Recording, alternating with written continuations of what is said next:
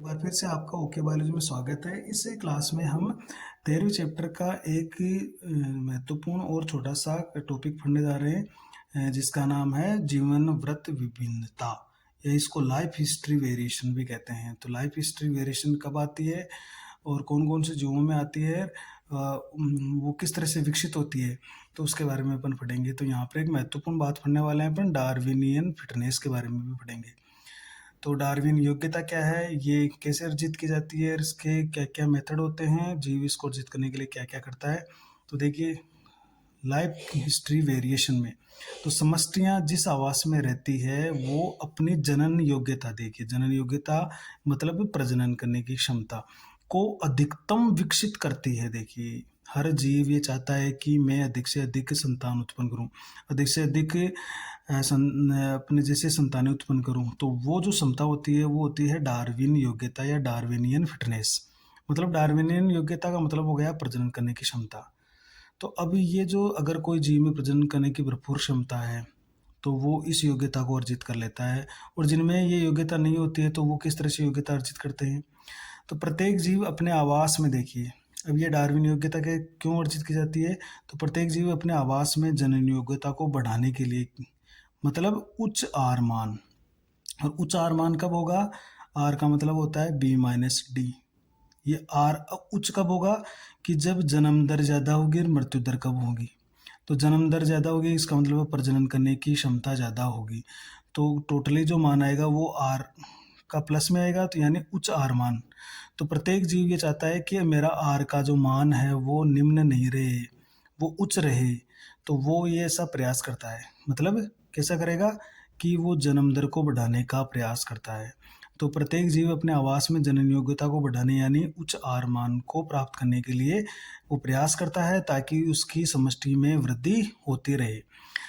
अब ये जो डार्विन योग्यता है प्रजनन करने की क्षमता अर्जित करना, इस यानी डार्विन योग्यता का मतलब है प्रजनन करने की क्षमता अर्जित करना, या हम ये ऐसा कह दें कि जो आर का मान है उसको उच्च उच्च रखने के लिए तो उसको बढ़ाने के क्या तरीके हैं, या हम ये कह देंगे कि जो जीवन वृत्त जो विशेषक है, ट्रेट है, उसको कैसे अर्जित किया जाता है।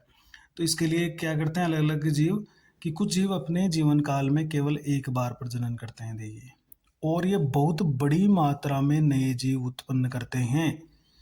तो बड़ी मात्रा में प्रजनन करेंगे, लेकिन प्रजनन एक ही बार करेंगे, बड़ी मात्रा में अंडे देंगे। जैसे प्रशांत महासागर की जो सामन मछली होती है, सॉल्मन मछली, और जो बांस होता है, वो इस तरह से प्रजनन करते हैं। वो जीवन में एक बार प्रजनन करते हैं, लेकिन बहुत बड़ी मात्रा में प्रजनन करते हैं। तो इसमें एक तो हो गया सामन मछली और बांस, ये याद रखिएगा। अनेक जीव अपने जीवन काल में कई बार प्रजनन करते हैं। दूसरा तरीका ये भी है, एक तरीका तो ये है कि जीवन काल में एक बार प्रजनन करे और वो भी बहुत बड़ी मात्रा में प्रजनन कर ले, या एक तरीका ये भी है कि वो अपने जीवन काल में कई बार प्रजनन करते हैं, अतः ये एक बार में कम संख्या में जीव उत्पन्न करते हैं। जैसे अधिकांश पक्षी और स्तनधारी ये जीवन में कई बार प्रजनन करते हैं, लेकिन थोड़ी संख्या में करते हैं। एक तरीका ये भी है कि छोटे आकार के जो जीव होते हैं वो बड़ी मात्रा में संतति उत्पन्न करते हैं, क्योंकि छोटे आकार के जीवों के लंबे समय तक जीवित रहने की कम संभावना होती है। छोटे जीव हर समय असुरक्षित रहते हैं। तो ये भी है कि जो जितने छोटे आकार के जीव होते हैं वो ज़्यादा मात्रा में संतति उत्पन्न करते हैं। उसका कारण है उनके जीवित रहने की क्षमता कम होना, या उनकी संभावना कम होना, या वो जीवन के लिए संघर्ष करते रहते हैं या असुरक्षित महसूस करते हैं। जैसे सीप, ओयस्टर और पेलेजिक मछलियाँ जो कि खुले महासागर के पानी में रहती है। तो ये छोटे जीव है और ये ज़्यादा मात्रा में जनन करते हैं। एक तरीका ये भी है कि जो बड़े आकार के जो जीव होते हैं वो कम संख्या में संतति उत्पन्न करते हैं। वो कम क्यों करते हैं, क्योंकि कम संख्या में उत्पन्न करके भी वो जीवित रहती है, क्योंकि इनमें देखभाल और संरक्षण, मतलब ये अपनी संतति की देखभाल कर सकते हैं और उसका संरक्षण कर सकते हैं। इसी कारण प्रत्येक संतति के जीवित रहने की अधिक संभावना होती है। जबकि छोटे आकार के जीव जो मछलियाँ हैं, ये अगर अधिक संख्या में उत्पन्न नहीं करें तो क्योंकि बहुत सारे शिकारी इनके अंडों को खा जाते हैं, इनके लार्वा को खा जाते हैं, तो इस तरह से ये जो अंत में बसते हैं वो बहुत कम संख्या में बसते हैं, तो असुरक्षित रहते हैं। जबकि बड़े आकार के जो जीव है उनकी संतान सुरक्षित रहती है, उसकी वो देखभाल करते हैं, उसका संरक्षण करते हैं, तो कम संख्या में भी सही होने पर भी वो जीवित रह जाती है। इसलिए इनकी जो ग्रोथ होती है वो एक निश्चित मात्रा में होती रहती है। जैसे पक्षी और स्तनधारी, तो ये बड़े हैं तो ये संतति भी कम कम उत्पन्न करते हैं, लेकिन उसकी संतति जीवित रह जाती है। कुछ स्पेशल नोट है, देखिए जीवों के जीवन वृत्त विशेषक जो ट्रेट वो विकसित होते हैं, वो जिस आवास में वो रहते हैं उसके अजीवीय, अजीवी का मतलब अजैविक, और जीवी यानी जो अन्य जैविक घटक है उनके द्वारा लगाए गए प्रतिबंधों के संदर्भ में विकसित होते हैं। कहने का मतलब है कि जो जीव जिस आवास में रहता है वहाँ पर बहुत सारे जैविक और अजैविक घटक होते हैं, उनसे वो संघर्ष करता है और उससे लड़ते हुए वो अपने संतान को या अपनी संतति को उत्पन्न करने के लिए नए नए तरीके या मेथड अपनाता है। जिन जातियों में जीवनवृत्त विशेषकों का विकास भिन्न जातियों में जीवनवृत्त विशेषकों का विकास अनुसंधान यानी रिसर्च का महत्वपूर्ण क्षेत्र है। तो देखिए अपने लाइफ हिस्ट्री में ये वेरिएशन लाते हैं, जीवनवृत्त विशेषकों का विकास करते हैं। तो ये एक रिसर्च का विषय भी है कि किस तरह से ये जीव कर पाते हैं। कुछ एक ही बार जनन करते हैं, बहुत बड़ी मात्रा में करते हैं, कुछ बार बार करते हैं, कम करते हैं। छोटे आकार के जीव अधिक संख्या में संतति उत्पन्न करते हैं, बड़े आकार के जीव कम संख्या में संतति उत्पन्न करते हैं। तो ये जो लाइफ हिस्ट्री में वेरिएशन आया है ये एक रिसर्च का विषय है। तो ये एक छोटा सा बिंदु था इसके अंदर कि इसको हम किस तरह से ये समझे। इसके बाद में हम एक महत्वपूर्ण बिंदु और ले लेते हैं जिसका नाम है समष्टि पारस्परिक क्रियाएं, जिसको पॉपुलेशन इंटरेक्शंस बोलते हैं। तो समष्टि पारस्परिक क्रियाएं होती है कि जिस समष्टि में हम रहते हैं या जिस समुदाय में हम रहते हैं, कोई भी जीव अकेला जीवन यापन नहीं कर सकता, उसको किसी न किसी दूसरे जाति की जरूर आवश्यकता पड़ती है, या तो वो भोजन के लिए हो या पोषण के लिए हो या अपने प्रोटेक्शन के लिए हो। तो किसी न किसी जाति को दूसरी जाति की जरूर आवश्यकता होती है। तो वो एक जाति दूसरे जाति के साथ कुछ पारस्परिक क्रियाएं करती है जिनको हम समष्टि पारस्परिक क्रियाएं कहते हैं। और ये क्रियाएं हैं वो मुख्य रूप से दो तरह की होती है, जिसको अपन पढ़ेंगे धनात्मक और ऋणात्मक। देखिए तो पृथ्वी पर ऐसा कोई आवास नहीं है देखिए जिसमें केवल एक ही जाति निवास करती हो, ऐसा कोई आवास नहीं है। किसी भी जाति के लिए कम से कम एक अन्य जाति की जरूर आवश्यकता होती है, ताकि यानी जिससे वह भोजन की या पोषण की या सुरक्षा की पूर्ति कर सके, या तो उसके साथ वो सुरक्षित रह सके या उससे भोजन ले सके। तो उसको एक कम से कम एक जाति की जरूर आवश्यकता होती है या जरूरत महसूस होती है। पादप जाति देखिए प्रकाश संश्लेषण द्वारा अपना भोजन स्वयं बनाती है, लेकिन यह भी अकेले जीवित नहीं रह सकती, क्योंकि पादप को मृदा में उपस्थित कार्बनिक पदार्थों को तोड़कर अकार्बनिक पदार्थों में बदलने तथा उन्हें अवशोषित करने के योग्य बनाने के लिए मृदा के सूक्ष्म जीवों की आवश्यकता होती है। देखिए तो पादप भी अकेला जीवित नहीं रह सकता, उसको भी दूसरी जाति की जरूरत पड़ती है। तो वो जैसे सूक्ष्म जीव है, वो जो कार्बनिक पदार्थ होते हैं उनको तोड़कर सरल अकार्बनिक पदार्थों में बदलते हैं, तो पौधा उन अकार्बनिक पदार्थों को शोषण करता है और फिर भोजन बनाता है और ग्रोथ करता है। तो पौधे को भी सूक्ष्म जीवों की आवश्यकता होती है। यानी और इसी तरह से जैसे बिना प्राणी एजेंट के माँ के पादप में परागकण की क्रिया भी नहीं होगी। तो परागकण की जो क्रिया होती है इसमें बहुत सारे कीट महत्वपूर्ण भूमिका निभाते हैं, तो उनके अगर वो नहीं होंगे तो परागकण की क्रिया भी नहीं होगी।